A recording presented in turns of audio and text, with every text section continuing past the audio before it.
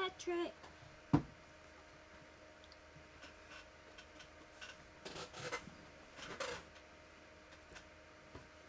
Sure is.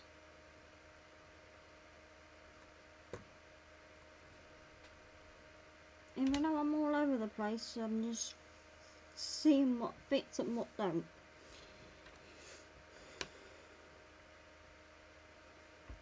And that is how I'm figuring it out.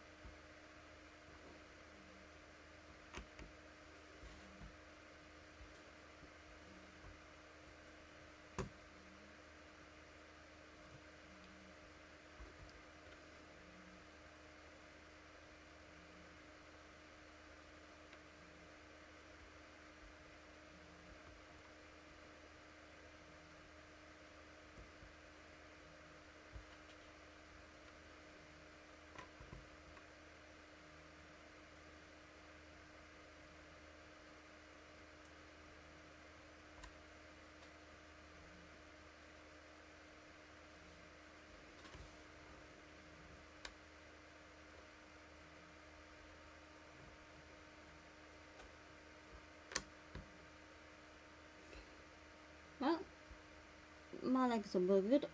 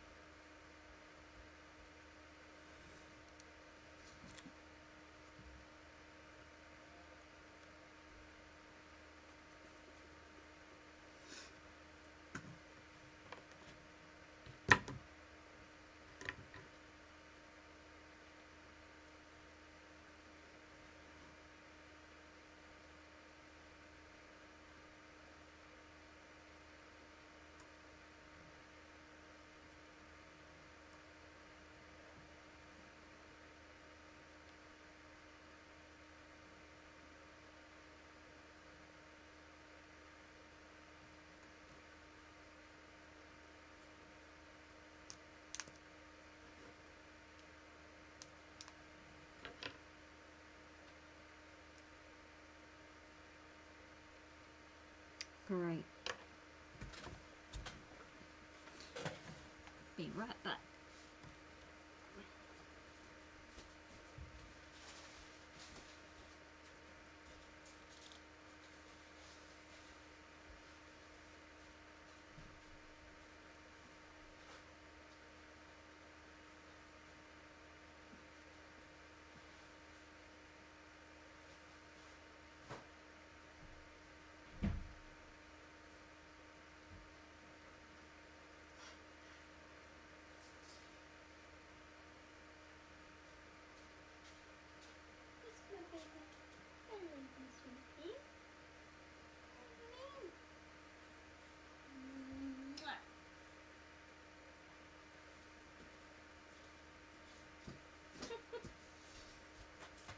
What's just giving me a kissy kissy?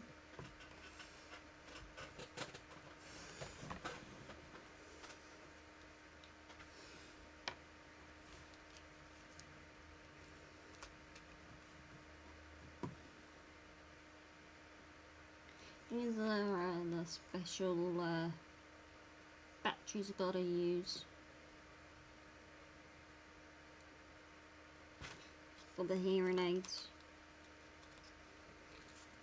And they have these little things on the back.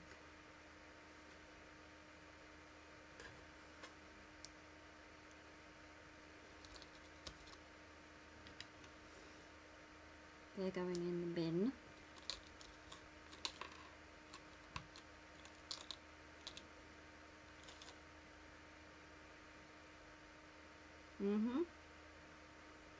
No, my hearing aids. Just take the label thingy-majiggy off. Pop the battery in there. And close it. Where did it go?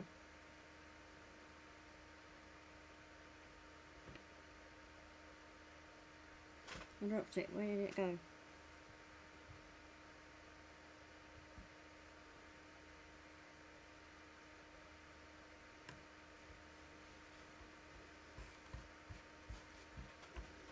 Oh, it better not fall off the floor.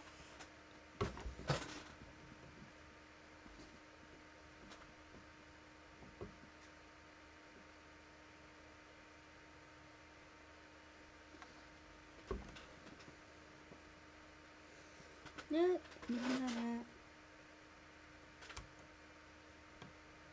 Oh, there it is. Right in front of me.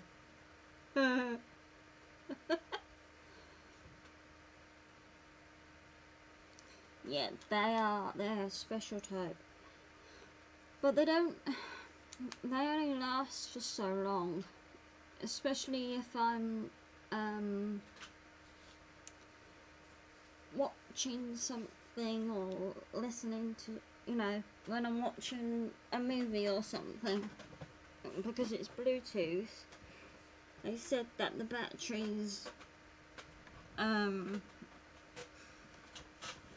it's not that they don't last long, they last long, but they have a beep, and they're going beep, beep, like a car backing up or a truck backing up. Is that kind of noise.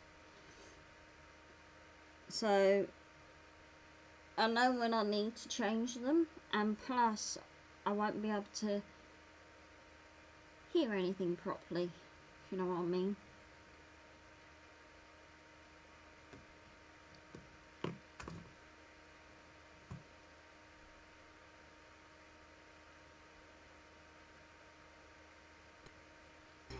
Now Ira Einhorn is a convicted killer who's eluded authorities for more than a decade. Scandal sweeps a small town in South Dakota when a young woman vanishes and is presumed dead. Days later, the prime suspect, a man named Tom Keeter, is found crushed beneath the wheels of a forklift. The police say it was a guilt-ridden suicide, but Keeter's family believes he too was murdered. Join me for these intriguing new cases. Perhaps you may be able to help solve a mystery.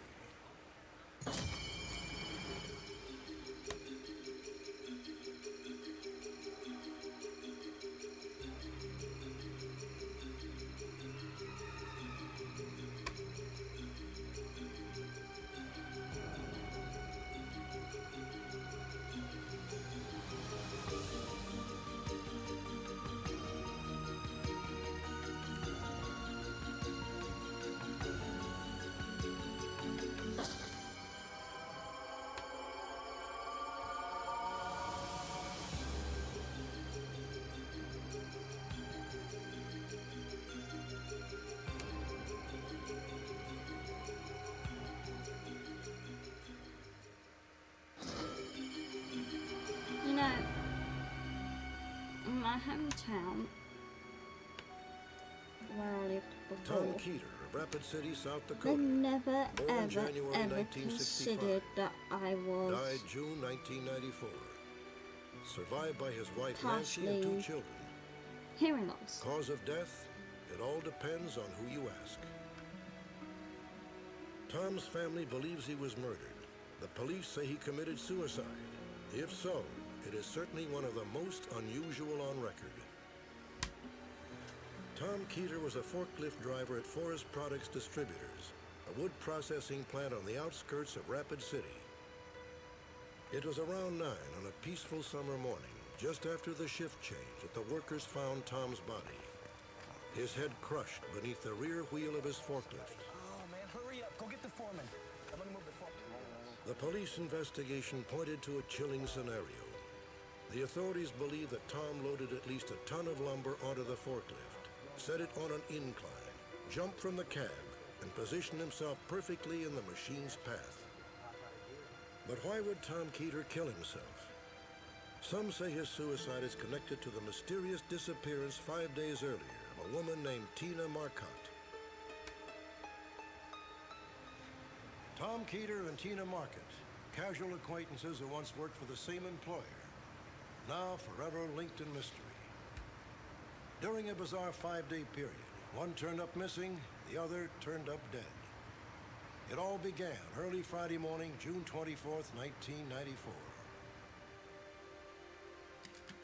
Tina Marcotte worked the late shift at Black Hills Molding. Shortly after midnight, she phoned her best friend, Vicki Riddle. I was already asleep and the phone rang, and she was very upset. Hello? Vicki, my tire's flat. It's flat. Who is this? It's Tina. Look, I just finished my shift, and now my tire is so flat that I can't even drive on it. Well, don't worry about it. I'll come give you a ride home. Just give me a few minutes to get dressed, and then I'll be right there. You know what? Hold on just a second. Somebody just pulled up. Let me go see who this is, okay? Okay, but be careful. So I waited, and she went and talked to whoever it was.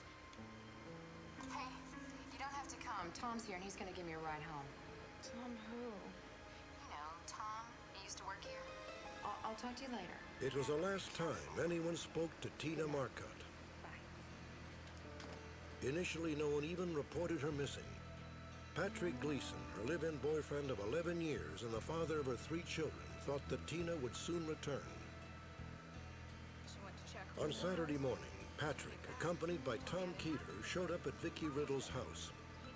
Vicki says Tom became defensive when she mentioned Tina's last phone call. As far as I know, you're the only Tom that used to work with her. Tom tried to say I was drunk and wouldn't know Tom from Ron. And then I said, well, she said Tom, the one that used to work here.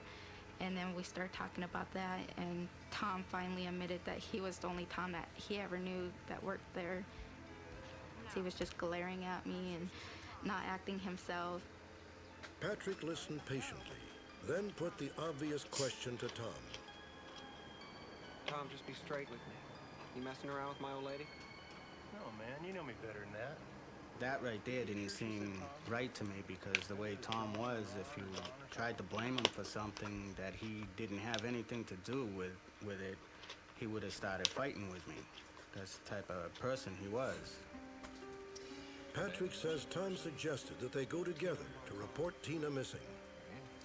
When was the last time you saw her? Thursday. She was on her way to work at Black Hills Molding. The reason I'm so concerned is the cost. But when police went to check on Tina's car, they discovered that the tire had most likely been slashed with a knife. It suggested foul play, perhaps murder. And what happened after you dropped your friend off following the softball game? My car broke down on the way home. The carburetor had been giving me trouble.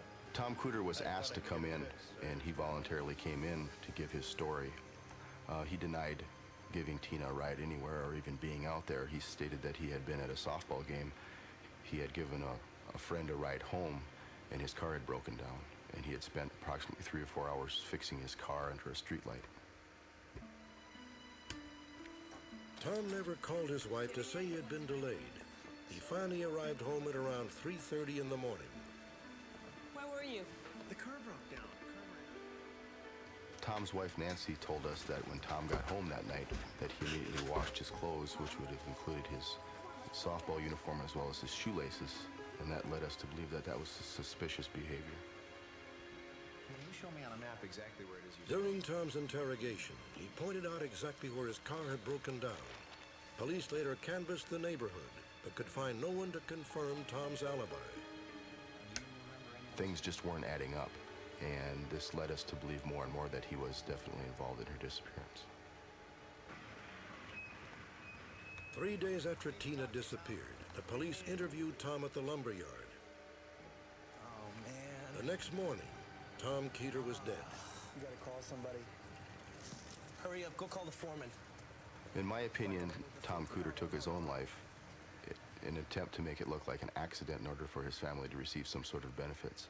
I believe that Tom was very overwhelmed as to what was taking place and he needed a way out. Tom's wife, Nancy, disagrees. Tom wouldn't do that. He wouldn't leave me and the kids.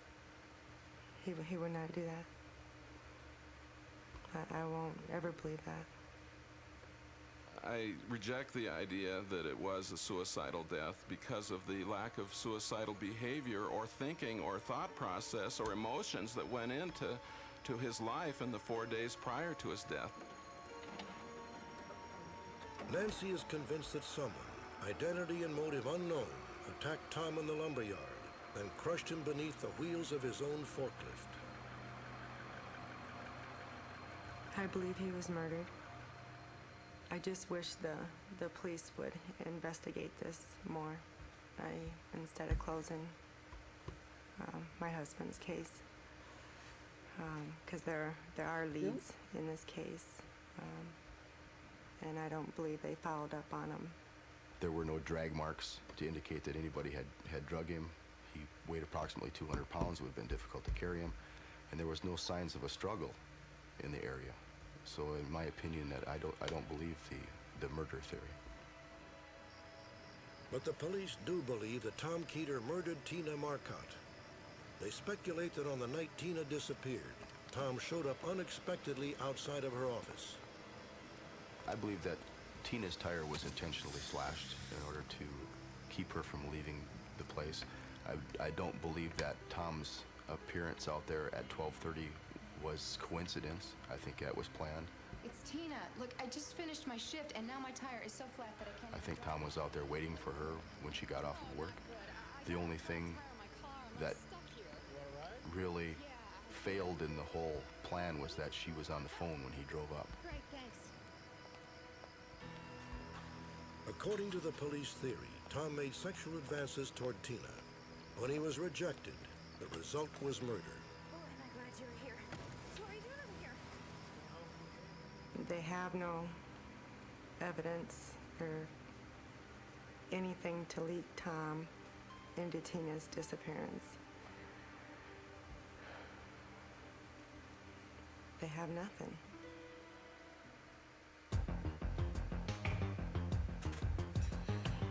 4.5 years after Tom Keeter's death, his wife finally received insurance death benefits.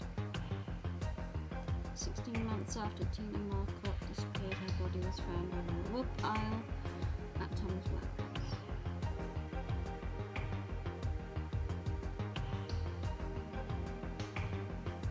They now consider the case closed. Coming up, it was a classic case of love, betrayal, and murder, made famous in a movie starring Elizabeth Taylor. Now some say the victim, incensed by her cinematic portrayal, is haunting the guests at a New York resort. But first, a hero of the 60s counterculture is convicted of murder. Perhaps you can help track him down.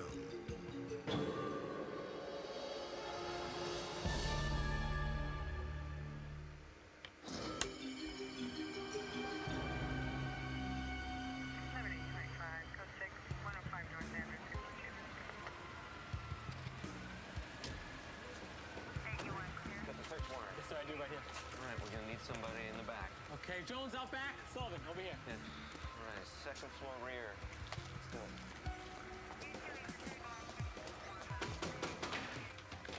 Philadelphia Police Homicide Unit. We have a search warrant. Better than a year of exhaustive investigation. Einhorn? Yeah? Probable cause more than sufficient to obtain a search warrant. All that, and authorities were still unprepared for what they would find in the apartment of Ira Einhorn.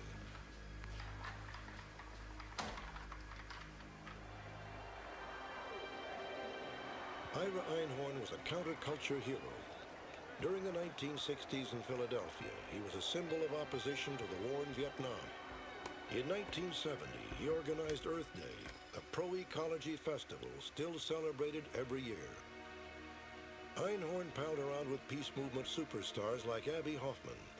Fortune 500 corporations also found Einhorn irresistible, lining up to hire him for advice on trends of the future. In 1971, Ira Einhorn even ran for mayor of Philadelphia. There was, however, a side of Ira Einhorn the crowds and news cameras never saw. In private, he was jealous, abusive, self-centered, the eye of an emotional hurricane. And in 1979, Einhorn became the prime suspect in the disappearance of his one-time girlfriend, Holly Maddox. I don't understand you, Ira. Ira Einhorn and Holly Maddox. Their 5-year romance was marred by countless breakups. Just a friend. I'm not asking him home, am I? You understand what this is all about? Yeah, I do my thing, you do your thing. I thought it was about commitment. I can't deal with this energy, you know? If you don't like, this is my pad. And if you don't like it, all right? If you don't like it, you can just split. In the beginning, it had been different. Einhorn's charm and personality seduced Holly Maddox, just as it had everyone else.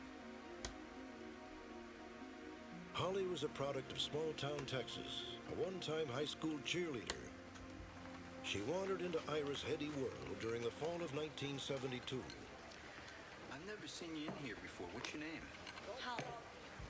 Ira. When Ira and Holly met, she was blown away because the force of his personality was considerable. And on the other hand, there was Holly, who was really not at a solid stage in her life and was susceptible to a big come-on, to a big con. And really within a few days, they were living together. You coming to the rally in D.C.? Of course I am. Cool. Wow, we're going to have a lot of people there, man. We're going to have a lot of people. You know what Jerry was saying? We should all get arrested, man. We should burn Tricky Dicky in effigy. Ira, I don't think we should try and get arrested. Why not? 50,000 freaks get arrested. What are they going to do? You know, throw us in the Coliseum? Be a party, man. Holly Maddox was a very creative person. It's kind of ironic in some respects because in many, many ways she was just as smart and just as creative and just as talented as Ira Einhorn, yet because he was so loud about everything that he did, she was kind of overshadowed by him. For the Maddox family, Ira Einhorn was the ultimate nightmare. He was a long-haired, not terribly clean, hippie type. You know, the Maddox family was extremely conservative. When he did come down and spend time in our home with us, he was rude. He was overbearing to Holly, kind of ordered her around. He did not have good personal hygiene, let's say. It was not pleasant to be around him. Ira impressed me as a man who thought a lot of himself, and I really didn't understand how he could feel that way about himself because I didn't find him that particularly attractive. Andrea Boyce worked with Holly in a neighborhood co-op. I remember a morning we were trying to get the store stocked, and while we were taking our break, she turned her head in such a way that I noticed a mark on her neck. What's up with those bruises? Oh, nothing. I just bumped into something. No, those look like hand marks to me. Holly, is someone hurting you? Ira did this. As the relationship progressed, Holly did gather more self-esteem. She found she could do things for herself. Also, Ira was abusive to her. And Holly did not like that and did not want that to continue. So very slowly, she began weaning herself from Ira. By July of 1977, Holly Maddox had had enough. She walked out on Ira without even bothering to pack her belongings. She wound up at a beach resort near New York City, where she began a romance with Saul Lapidus. The passage of nearly 20 years has not dimmed his memories of Holly Maddox. She was just wonderful, curious, very bright, knew what was going on. For those many weeks, we were kind of inseparable. It was the start of possibly something big. It had obstacles, but it was a wonderful relationship. On September 9th of 1977, Einhorn called her, and he was going nuts. He said, in her words, he was off the wall. He threatened to throw all her clothing and all her belongings out into the street unless she came down to Philadelphia immediately to come see him. He could not handle the fact that she was going with this other man. I didn't have a bad feeling that Holly was going to Philadelphia. I had a very bad feeling when she didn't return. It was totally unlike Holly to say something and not have it come true. After Saul Lapidus and some of Holly's other friends reported her absence to authorities, Philadelphia detectives interviewed Ira Einhorn. His explanation was that he had gone into the shower, that she told him she was going to the store, and that he never saw her again. She just walked off into the sunset after saying that she was going to the store. Holly's disappearance did not make any sense to my parents because she was too close to her family. She would not turn her back and just disappear. They just ultimately did not buy it. The Maddox family hired 2 former FBI agents to investigate. Their ambitious report filled hundreds of pages, contained dozens of interviews, and detailed the events surrounding Holly's disappearance. The investigators located a couple who had gone to the movies with Ira and Holly. During the weekend, Holly went to pick up her belongings. It was the last time she was known to be alive. Bye, Barbara. A few days later, Einhorn tried to convince friends to help him dump a large, heavy trunk into a nearby river. Einhorn said the trunk was filled with secret Russian documents. Told Kathy we... Okay, you don't want to help. You don't have to help. In the fall sometime because school was... Finally, the tenants in the apartment below Einhorn's told one of the investigators about a choking stench seeping into their apartment. Started rising in the spring. Did you talk to the landlord about it? Yeah, he didn't do anything about it. You know, there is this stain up in the ceiling here in the closet. You can see where some sort of a brown sticky liquid started seeping through. Oh, yes. It was the report that brought authorities to Einhorn's apartment. By then, Holly Maddox had been missing for 18 months.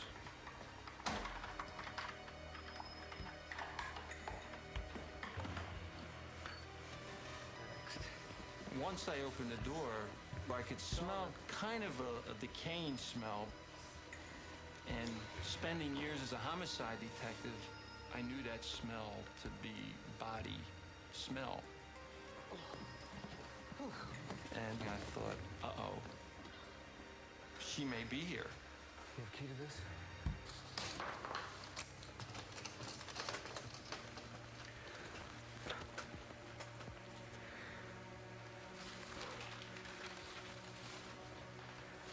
Looks like we found Holly.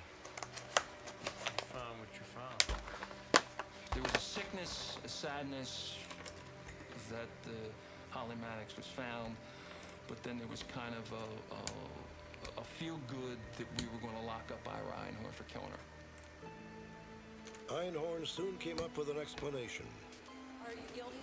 No. All right, now don't put questions like He that. claimed the FBI and CIA had framed him by planting Holly's body in his closet. This is a public hall, and we would like to walk to the courtroom, if we may, without questioning. Einhorn's attorney, one-time Philadelphia DA, now U.S. Senator and presidential hopeful Arlen Specter, pulled off the impossible. Bail for Ira Einhorn. I was offended back in 1979 when they allowed him out on bail, because in my entire career, somebody who's charged with murder never gets out on bail, never got out on bail. And when I sat in that courtroom and I watched the parade of prominent people march before the bar of the court and sing the praises of Ira Einhorn, who was a murderer, but nobody wanted to admit it, I was offended, I was sick, and I was totally disgusted with the system when I saw it, because I said to the district attorney at that point in time, I said, this guy will never, ever stand trial. He will take off.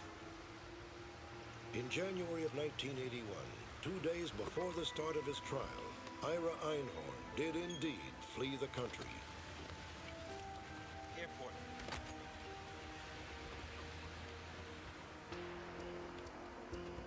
A dozen years passed. Finally, Philadelphia authorities made an extraordinary choice to put Einhorn on trial in absentia for the murder of Holly Maddox. It took the jury only 2 hours to find Ira Einhorn guilty.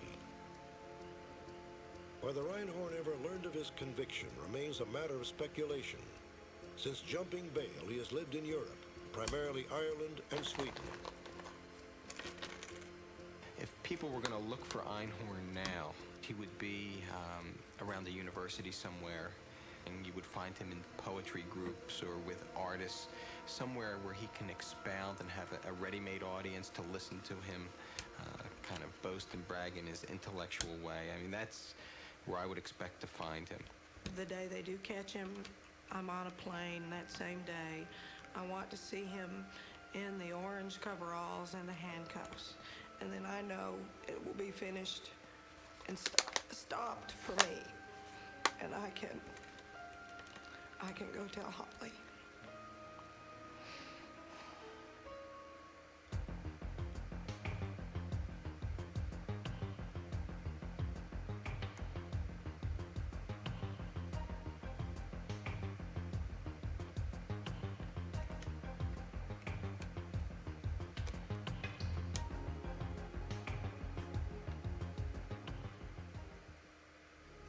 Next, in Illinois, a young man abruptly disappears, and his family needs your help to bring him home.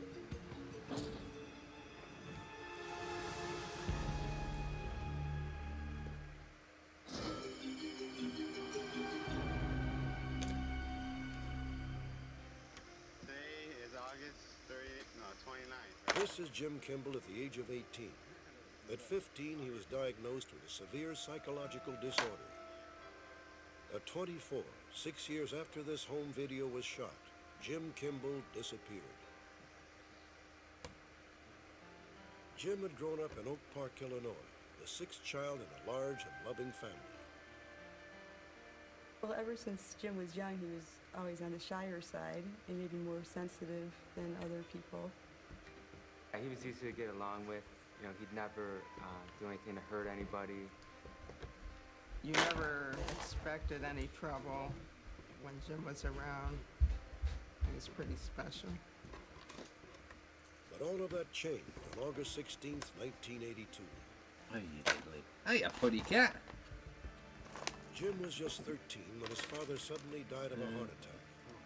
Friends, we have gathered here to... As a family gathered to say goodbye, Oh. only Jim appeared unaffected by the tragic loss. Hiya, kitty cat. Jim seemed very quiet and he didn't really show a lot of emotion. The rest of us were all upset and absorbed in our own grief. And I noticed he didn't seem to really be crying or carrying on. You know, maybe he was holding a lot of his emotions inside and he wasn't expressing himself. It was a first overt sign that something was wrong, terribly wrong. Barely noticed in the midst of the family's grief was the fact that a time bomb was ticking away inside of Jim Kimball. The big one. A time bomb that would explode almost 3 years to the day. Yeah. His father's death. Got it. Good girl. As teenagers, Jim and his brothers formed their own garage band. Jim played the drums. Hold it, Jim, come on. Gotta have something steady for me. You're all over the place. What's going on, Jim? We just need it steady. Simple rhythm. Hello? Is anybody home? Say something, Jim. Hey, what's with you, man? Jim, are you He okay? was acting strange, and I was afraid for him. It came to a point where it was like, we better bring him to hospital or something, because we didn't know what he was going to do next. There. There you go. You don't seem to be too sure of anything. No. It's all a waste of time. You treats. It's not like it used to be. Jim was diagnosed with schizoaffective disorder, a a mental disturbance characterized by unusual thoughts and marked mood swings. He'll never come back. Oh, what's that bit? A friend of yours. He's always around. I thought it was just sat on top. Until they took him away. He was confused. He indicated that he had heard some voices, that he had both sorrow and certainly anger with his father's death. Nobody listens to me. Like maybe they never did. Jim required medication to control his condition. The next 8 years were marked by a series of hospitalizations, relapses, and recoveries. Nevertheless, Jim managed to graduate from high school and hold a few jobs. Eventually, he moved into a halfway house approximately 10 miles from home. On Easter weekend 1993, Jim showed up at his mother's house sooner than expected. Your brother could have picked you up later. I was pretty surprised that he would go through all that trouble to walk home, you know. All the family was together. We had a nice turkey dinner for Easter. Everything seemed to be pretty good. But the next day, the tranquil atmosphere was shattered when Jim became frustrated with the family's new stereo system. Hey, Katie.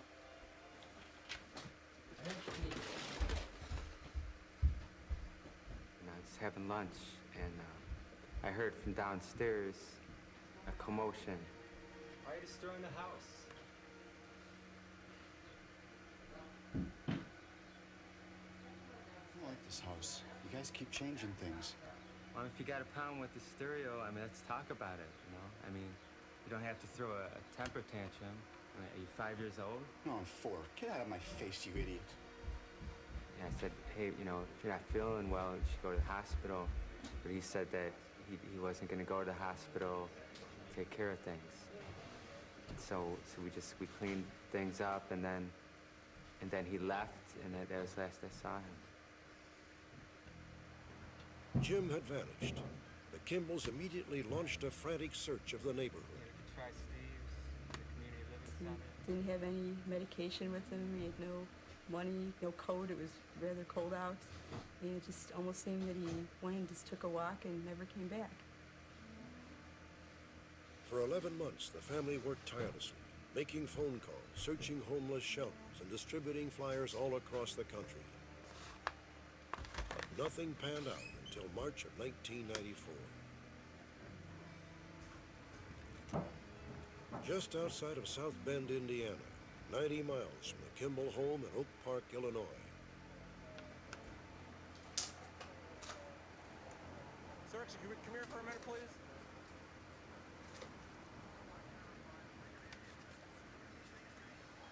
That's Black Bolt. Yes. Oh, he's got peppers in it. How you doing today? Yeah. All right. I was just checking because one of them is Thai, isn't it? I don't know. East? You Boston? You got anything to drink today? Nope. Right, it's out ready for tomorrow. I'll make you a lasagna, yeah? Why don't you have a seat? A nice big lasagna. He appeared to be under the influence. But the result of the test showed 0-0 on the alcohol sensor. Okay, you're 0-0. I'd prefer if you were gonna... I still find all them signs. When I saw the flyer, I'd say 3 to 4 weeks later, the picture on the flyer matched the description of the individual I had spoke with. It really worries me that he's out there and might not be able to take care of himself. Well, just left me game running. He's making ammunition for me. We really want to have Jim back with us. We want him to know that we love him, we care about him, and want to help him through his problems. Yeah, they didn't even bother Jim collecting Kimball it is off 5 feet before. 7 inches tall and weighs 165 pounds. He has green eyes, and his brown hair may still be long and potted in the middle. Won't be here till Thursday now. That's to be picking up tomorrow. Next, an armed gunman holds up a convenience store with tragic results. Perhaps this surveillance footage can provide a clue to the killer's identity.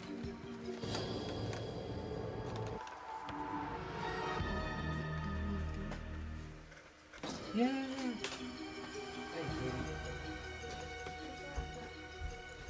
Surveillance cameras are effective light. As soon as you walk into a bank or store, chances are you're being watched. Do security cameras deter crime? Probably. Can they solve a crime? Without a doubt. You're watching a robbery in progress. The entire holdup takes less than 25 seconds. Thanks to this footage, 2 of the 3 suspects are arrested in less than a week. Testimony to the power of security cameras. Tonight, authorities in Brimfield, Ohio, hope this surveillance footage will help them identify a vicious masked killer. The crime scene is a Duke and Duchess convenience store, a few days after Thanksgiving, 1994.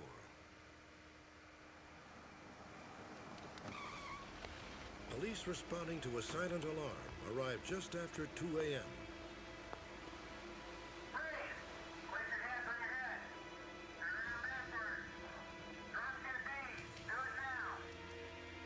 The man emerging from the store proved to be a customer, an innocent bystander.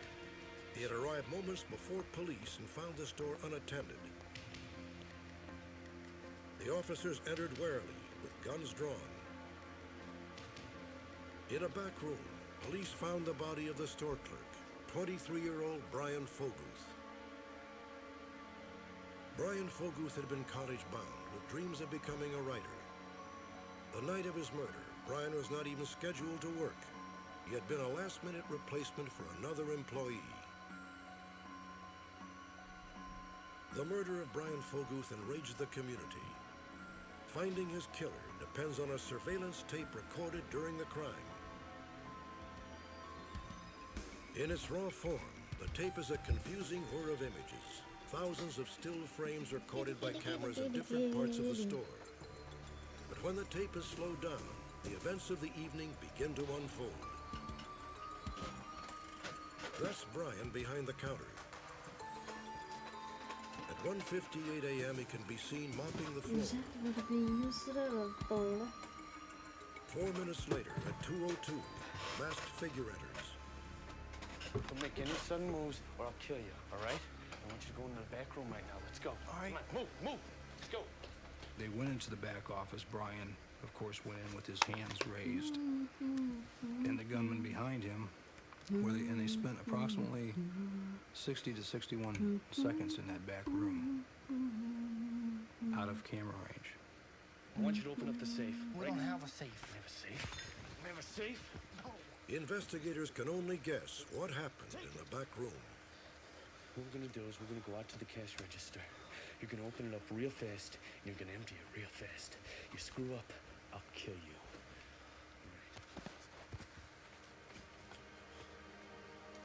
2:03. The robber is crouched behind the counter. At gunpoint, Brian empties a cash register. Put it in the bag. Let's go. Hurry up. It is during this time that Brian triggers a silent alarm. Move it. Pick it up. All right, that's good. Let's go. Come on. 2:04. The customer pulls up to the gas pump, automatically activating a beeper inside the office. Police theorize it to the gunman. It may have sounded like an alarm. Open the damn safe. Where's the safe?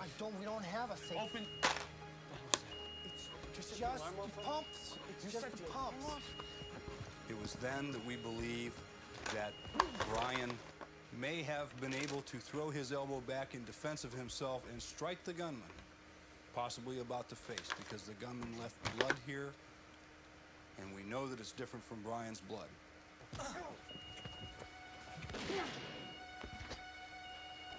Brian Foguth was killed instantly by a single bullet just 3 minutes after the robber entered the store.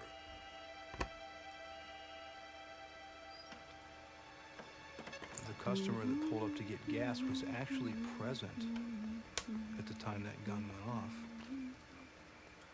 But he did not hear anything, he did not see anything, standing in the front of the store at the gas pumps. Police are on the scene within 200 seconds of Brian's alarm. 200 seconds, and they were still too late.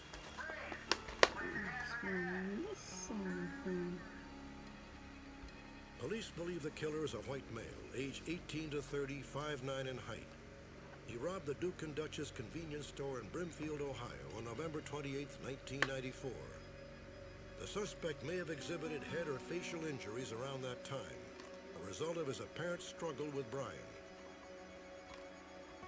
In addition, police observed what appears to be a hump on the robber's back. It may be a physical characteristic, or perhaps a concealed ponytail.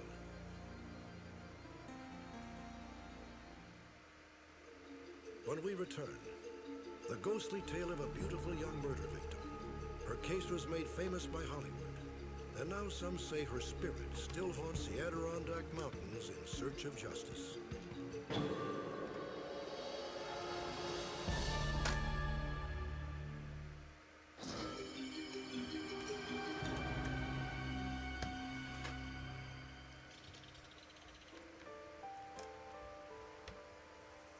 For generations, the Adirondack Mountains in upstate New York have been a favored vacation spot for the famous and the infamous, a place of stunning beauty and sometimes stunning scandal.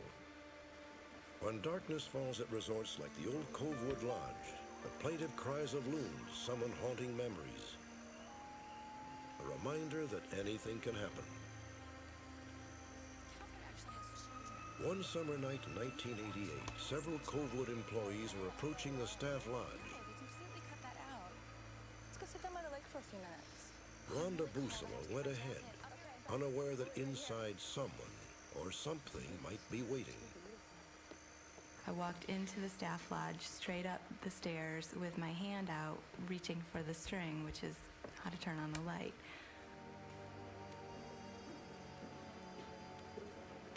As I approached the top of the stairs, and just before I was ready to turn on the light, a feeling came over me that somebody was right there. Karen? More or less, I stopped in my tracks and really just didn't move. I didn't have an overwhelming feeling of fright, but something definitely, or someone, was there, and it just kind of took my breath away. But the real show was outside. Rhonda's friends were witnessing a spine-tingling vision.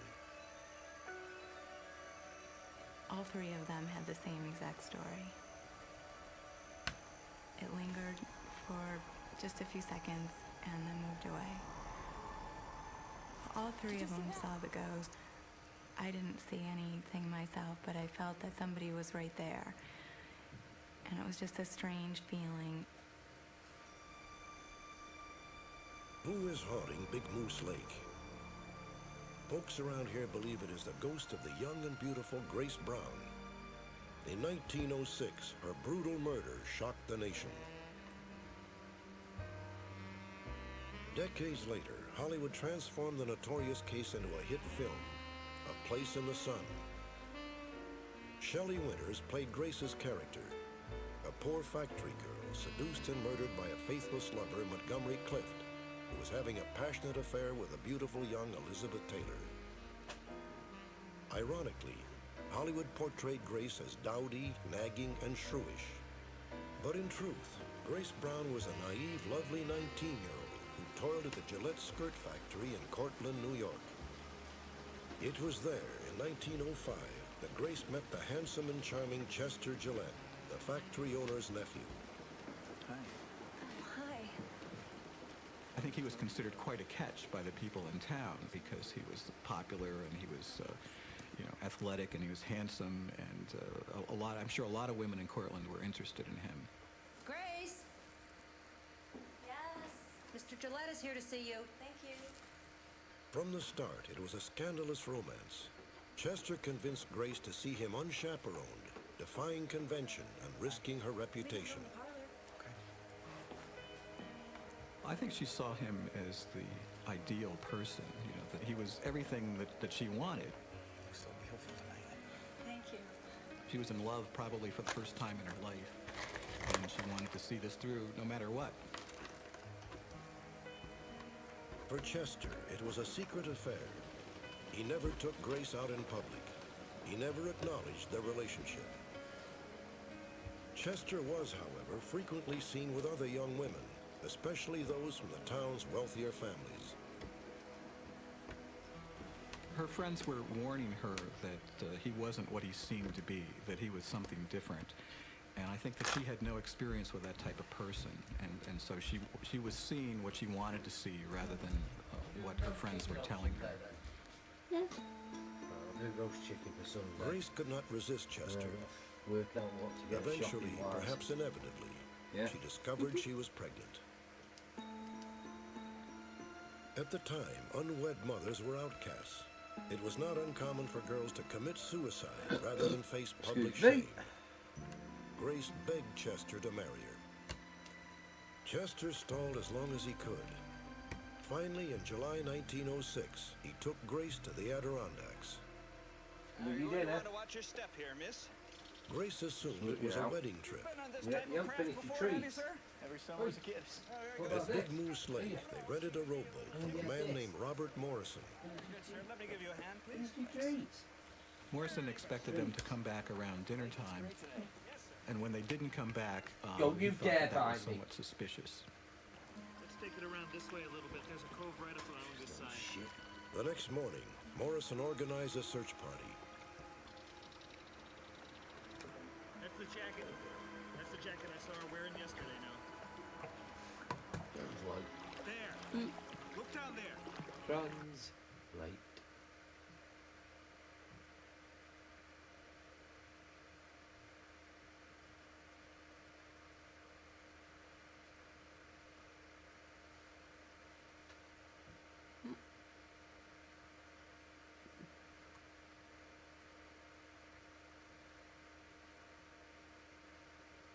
So it doesn't work. So it doesn't work. Titanic doesn't work, no. Not anymore. No, it's 100 odd years old down in the Atlantic Ocean.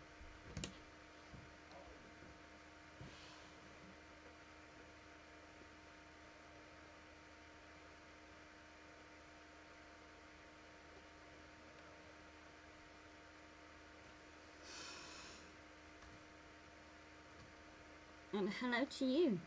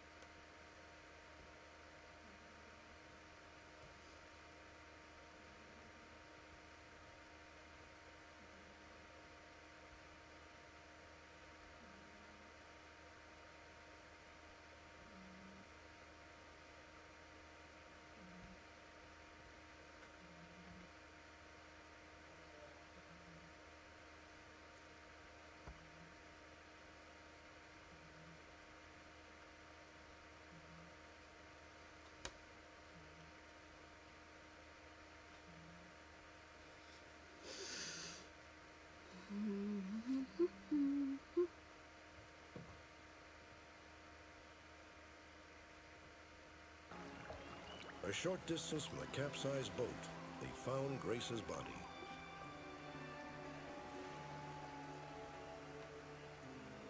Two days later, they also found Chester Gillette, not at the bottom of the lake, but safe and sound at a nearby hotel.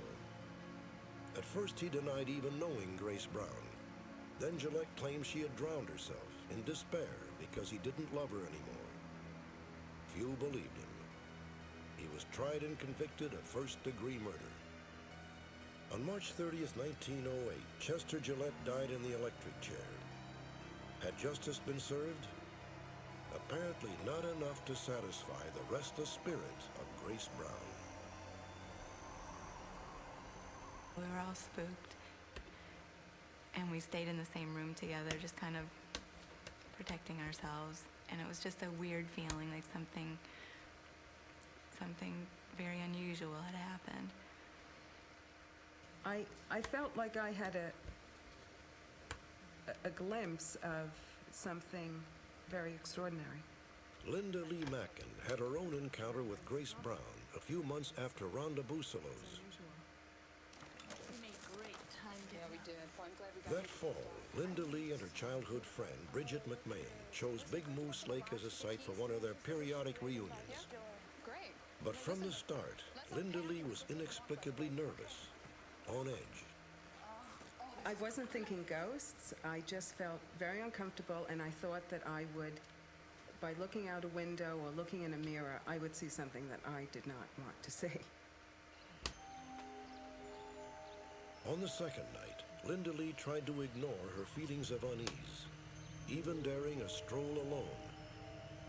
I'm walking down toward the lake with my flashlight, and the light is getting dimmer and dimmer.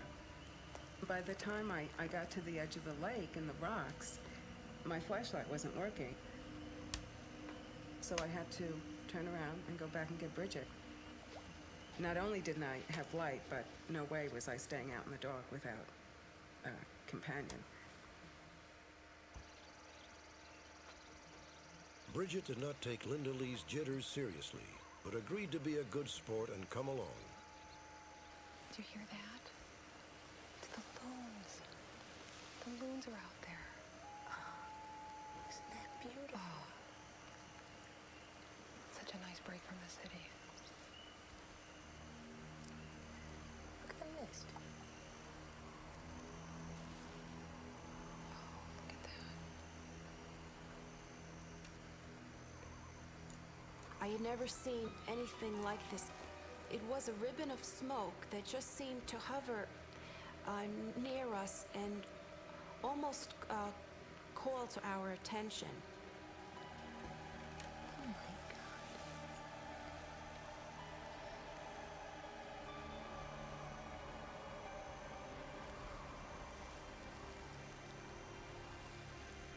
Look at her face. She looks so sad.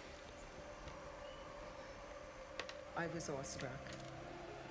And not only was I certain that I was looking at a ghost, but I had a very strong feeling of sadness. She was very sad. Had Linda Lee seen a ghost, or had it been her overwrought imagination? The next day, while crossing the lobby of the Covewood Lodge, Linda Lee spotted memorabilia about Chester Gillette and Grace Brown. When I saw the photograph of Grace Brown, it was if I'd been hit by a brick. I knew it was Grace Brown who I had seen. The sordid story behind Grace Brown's murder provided rich fodder not only for A Place in the Sun, but Theodore Dreiser's acclaimed novel, An American Tragedy.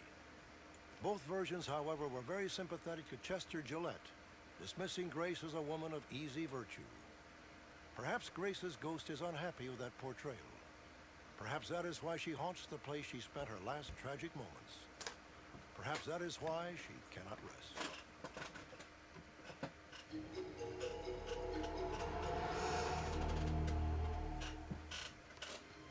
Join me next time for another dramatic edition of Unsolved Mysteries.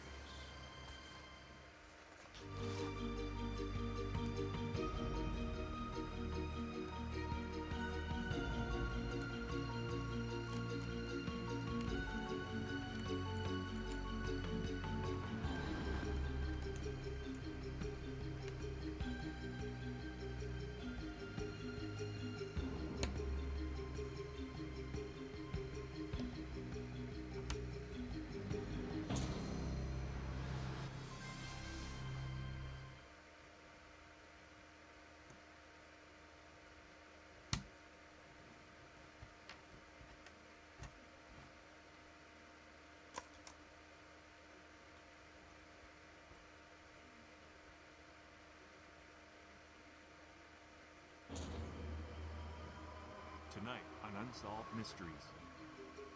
The name alone is enough to make you stop and think twice. Welcome to the Devil's Backbone in Central Texas.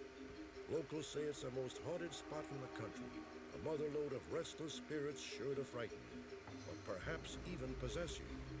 A Romeo and Juliet love affair ends tragically when Leroy Drythe says goodbye to his girlfriend and just minutes later smashes his car into a tree. The coroner called it suicide, but Leroy's sister Vicky believes she has compelling evidence that Leroy was murdered. When David Kempton invited a new friend home to dinner, he never imagined his wife and this friend would become lovers. Within months, David's wife left him. Then she dropped from sight along with David's 4-year-old daughter. Join me. Perhaps tonight you can make a difference. Perhaps you can help solve the mystery.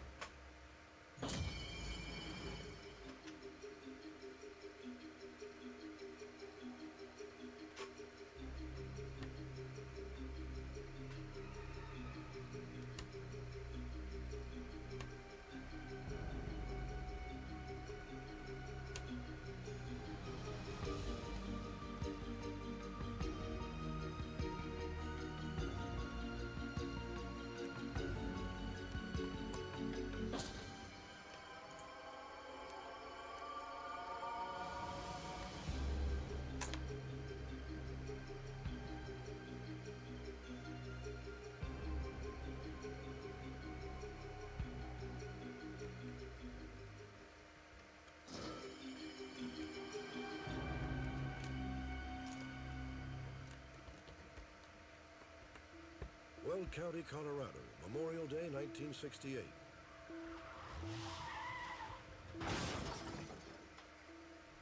Leroy Drythe is killed instantly. The coroner's ruling is suicide. 25 years later, at his family's request, the body of Leroy Drythe is exhumed for an autopsy. It is a culmination of a long struggle for Leroy's sister Vicky, who is convinced that her brother was murdered. I took a vow that I would do this for my brother, and I don't feel like I can stop until it's done because I would be letting him down. And I already feel like the authorities let him down, and that obviously someone took his life, and that I can't let him down. Someone has to stand up and talk for him. Vicky Marling is a woman on a relentless quest. A quarter of a century may seem like an eternity, but for Vicky, time has stood still since the day her brother died. Her mission is simple: to bring Leroy's killer to justice, no matter how long it takes. Leroy Drythe was the oldest of 4 children. At 17, Leroy fell in love with a 16-year-old Hispanic girl named Patty. A year later, they were engaged. On the day he died, Memorial Day 1968, Leroy attended a party at Patty's house. He left in the late afternoon. A block and a half away, Leroy's car smashed head-on into a tree. Word of the accident spread quickly. The first people on the scene were Leroy's father and brother. Roy? Leroy?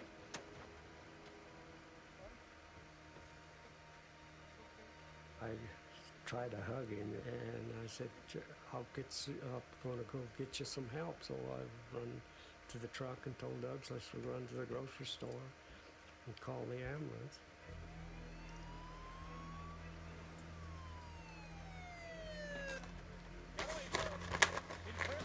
Need to clear this area. By the way, sir. Whoa. Folks, does anybody know what happened here? He had a fight with his girlfriend. He said he's going to kill himself. It was that offhanded remark from a bystander that set the suicide scenario in motion. Ambulance driver Delbert Mickelson remembers. The coroner come to the hospital and went over what happened, and then I was the first one to relay the story to him that he'd had a fight with his girlfriend and was going to kill himself. Based on that information, the coroner deemed no autopsy was necessary. He attributed Leroy's death to, quote, auto-suicide. I went to the district attorney in Greeley, and I said, I don't believe this was a suicide. I believe it was a murder, and I need for you to investigate it. And he was very rude. He said, you're just a distraught parent. There's no reason for us to investigate this. You just go on home and get over it. I just cried and went home. I never got over it. Why don't you take this? You always liked it.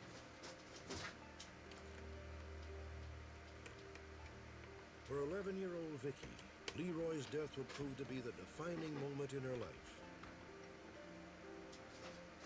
I remember that my mom was crying for a long time, and even though I was only 11, I knew there was something wrong, but I had to wait until I was an adult to attempt to solve the problem. I never did believe that Leroy committed suicide. June 1988.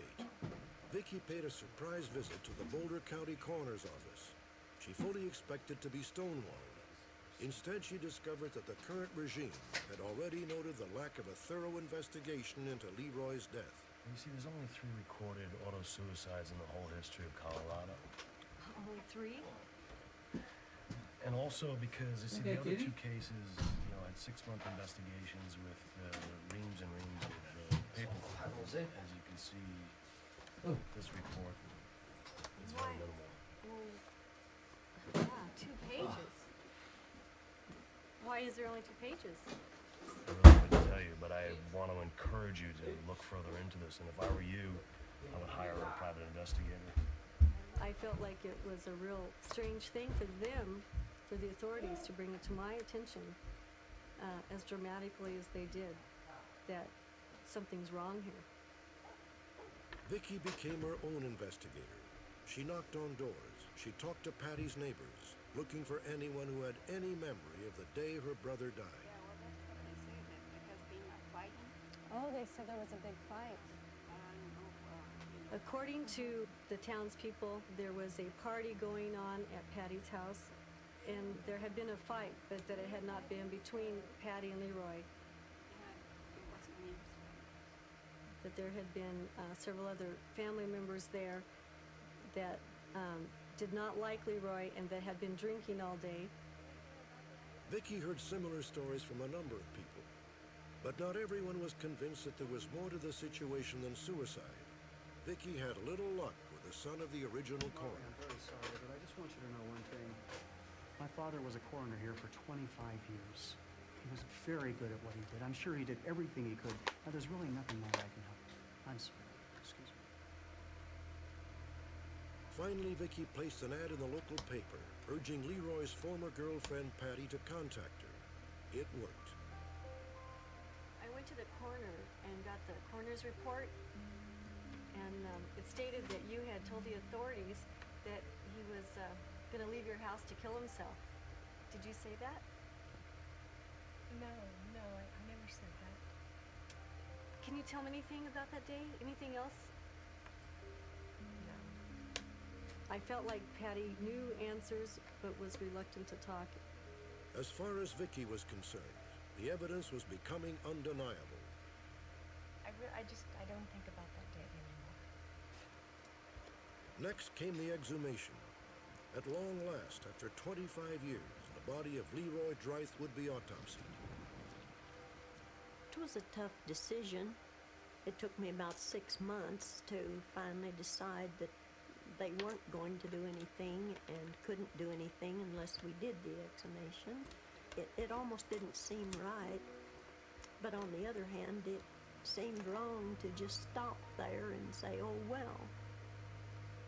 It was immediately apparent that this young man had sustained some sort of incised wound to the neck, actually 2 incised wounds to the neck. And they were very characteristic of what I see all the time in other persons who have received stab or slash wounds to the neck from a knife. Vicky was stunned. In simple layman's terms, the 2 incisions translated into a stab wound nearly 2 inches long and a slash 4 inches long that severed Leroy's windpipe. Based upon Dr. Allen's findings, the cause of Leroy's death was changed from auto-suicide to undetermined. For Vicky, crucial questions remained. Who killed her brother and why? In retrospect, everything leads back to Patty's house. Every time I think of a scenario, think of what happened, the same conclusion and the same thought that it started at Patty's house with an argument. Leroy arrived at around 5 p.m. How are you? Good, how are you? You look beautiful. Thank you. One of the guests was Patty's sister-in-law, Carolyn.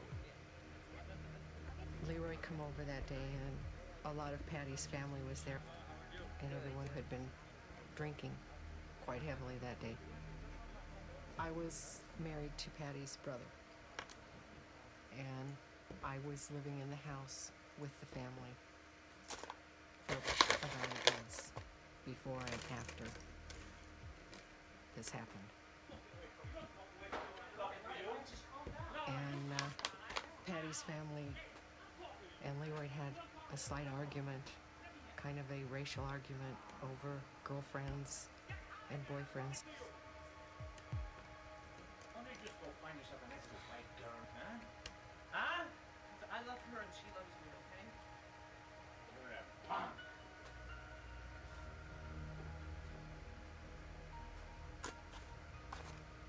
Soon after the argument, Patty escorted Leroy to his car. Vicky is convinced that just before he drove off, Leroy was attacked by one of Patty's family members.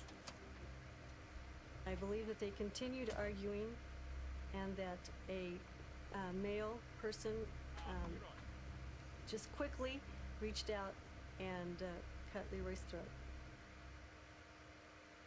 I feel that Leroy was probably fleeing for his life in the automobile and then lost consciousness or lost control of the vehicle because of the injuries. He would have been in pain and would have been extremely afraid, but the actual cause of death were injuries sustained from the automobile crash.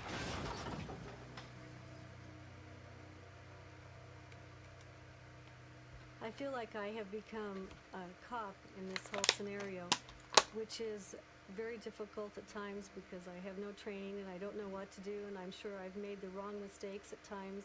But I also know that I care deeply about my family and that I love my brother very much, and I know that as long as I'm doing this with my heart pure and doing it for the good reasons, that there is going to be a conclusion.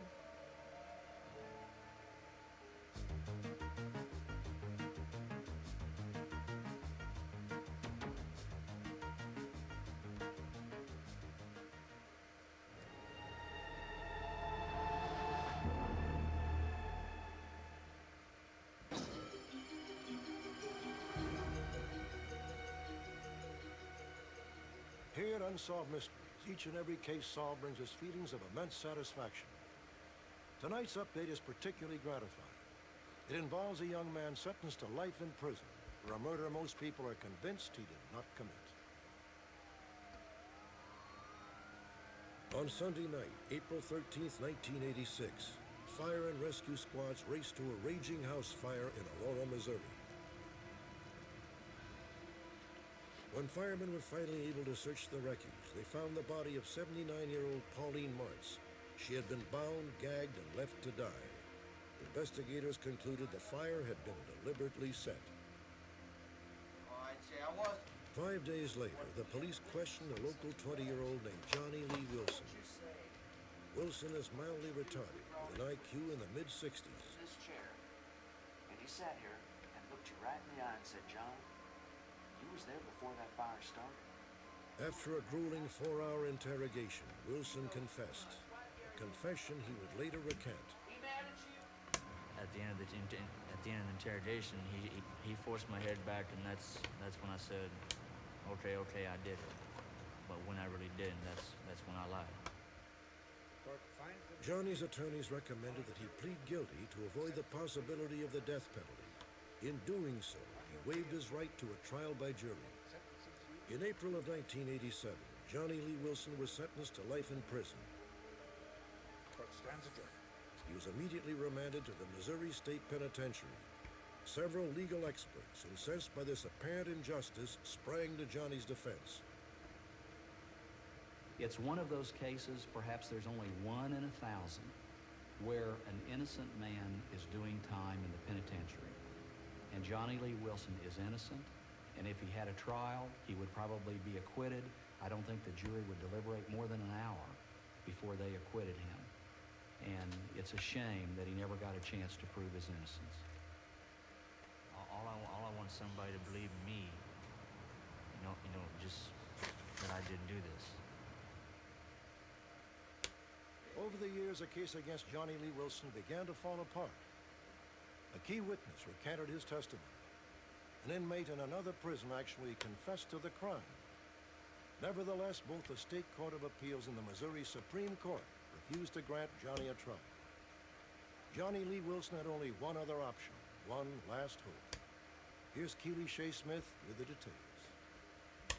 In July of 1994, Johnny's case came before Missouri Governor Mel Carnahan. Johnny's attorneys had requested a pardon on the grounds that there was no evidence against their client. Only, quote, a pathetic, desperate confession after hours of interrogation. My counsel re-interviewed the witnesses, talked to the prosecutors and the police, looked at the evidence, read the transcripts, a year-long study, and we became convinced that it wasn't appropriate. Not only wasn't appropriate for him to remain in prison, but that he was innocent. The pardon was granted. On September 29, 1995, Johnny Lee Wilson was finally a free man, exonerated of all charges.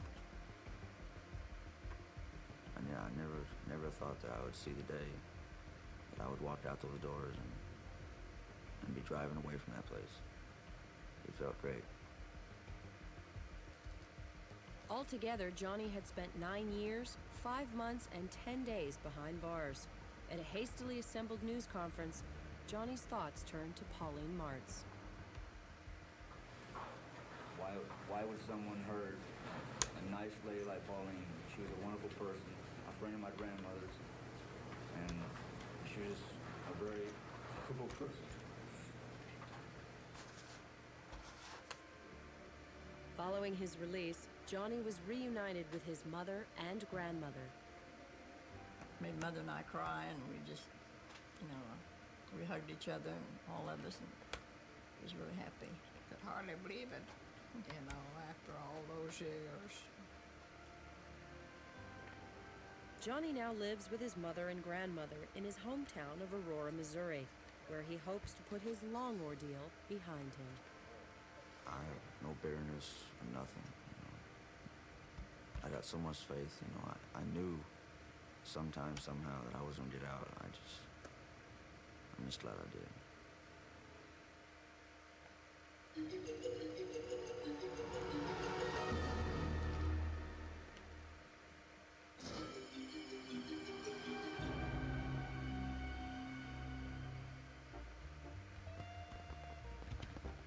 New Year's Eve, 1952. A time of hope and guarded optimism. Ike had been elected president. The conflict in Korea was drawing to a close. But in Glendale, California, David Kempton's world was about to come apart. Here's my wife. Oh, my beautiful David's wife, Barbara, was in love with another man. Hey, what's wrong with you? Well, we don't hug anymore, we don't kiss anymore. 9 months later, Barbara would disappear, along with the couple's young daughter, Donna. The last time I saw her was just a few weeks after her 4th birthday. It's been a very long time. So I'm sitting there with this guy I met down at the plant, and he says, watch this. David Kempton's troubles began in July of 1951, when he brought a co-worker home for dinner. And a couple of seconds later, he flags me over, and I meet Barbara Stanley. At the time, the Kemptons lived in Ohio. David and Barbara had been married for 5 years and had 2 children, Stephen and Donna. Sat down with her for a few minutes, and then some guy came over. David's new friend Charles was an engaging storyteller who entertained everyone with delightful tales of his adventures around the country. It's an amazing city, Los Angeles. Charles was a person who lived an unusual kind of life. Almost anything or any place you wanted to talk about, he had some stories related to it. There's restaurants, there's nightclubs, there's dancing. Charles never stopped talking about California the promised land. Eventually, David and Barbara decided that was the place to be. All went well until Charles joined the Kemptons on the West Coast. I'm in love with Charles. What? I want a divorce. Son of a... I was totally unhorsed. Charlie! Damn you! I had never considered such a thing. But I didn't know there was anything that wrong with the marriage. Sorry, but I'm... Eventually, what we decided was that if that's the way things were going to be, I would step out of the picture, he would step into my shoes, there'd be as little disruption as possible with the kids, and I went back to Cleveland. David? It's Barbara. I'm in Arizona. But within about a month or 5 or 6 weeks, I got a phone call. Charles is gone. It was totally out of the blue, a thunderbolt. I'm with the kids and I want to come home. I sent her the bus tickets and I tore out and dug up a house for us to live in.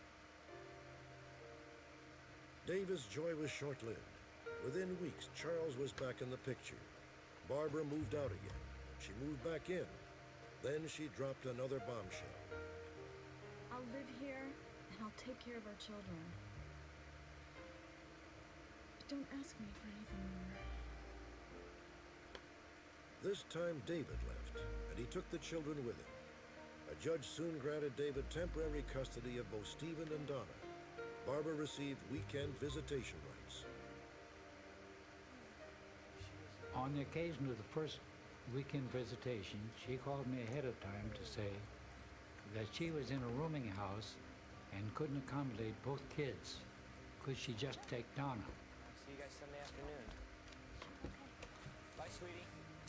So on Friday, I delivered Donna, I'm just here to pick up my daughter, Donna. and Sunday evening, went back to pick her up. My wife. Do I just go on inside, or?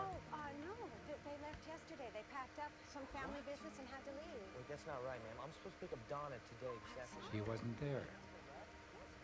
They weren't. It was devastating because I had no way, not a way in the world, to know where they might have gone. More than 40 years have now passed. 40 years of birthdays, dances, graduations, perhaps a wedding, and even grandchildren. I'd like Donna to know that she's always been a part of my feeling. Whenever anyone mentions what kids do I have, usually I'll include her in the count. I want to say hello and that I love you. If in whatever way that's possible under the circumstances. I have love for you.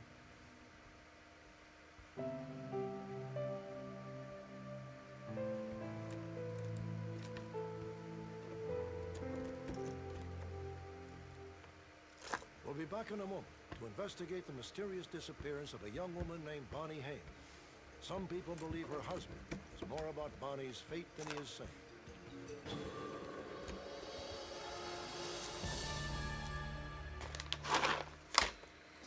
Right, I'm gonna call it now.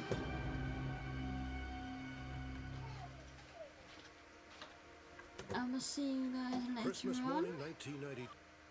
I will see you guys later on. I've done that bit and a bit on that side. So it's coming together slowly. I'll be live later on, so I'll see you guys then. Thank you so much for joining us and talk to you later. Bye everybody.